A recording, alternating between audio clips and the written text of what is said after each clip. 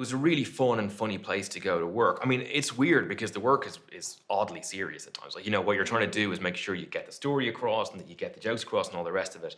But if you're not having fun, you're doing something wrong. It's built to have fun in. So I loved it. You want to be happy going to work, and I was happy going to work. How would you describe the relationship between The Office and the paper? It's like the same documentary crew that were on The Office are just making a different documentary about a whole new workplace.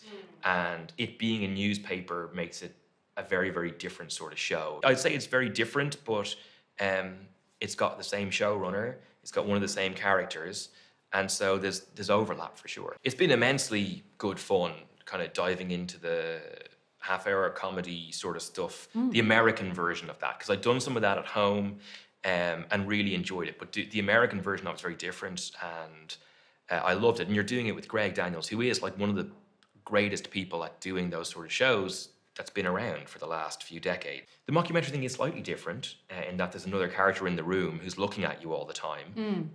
But that's just sort of how you think about it, you know? You just feel like there's somebody else in this room who's also watching and judging me at all times, but you just check in to see how well or badly you've gone over.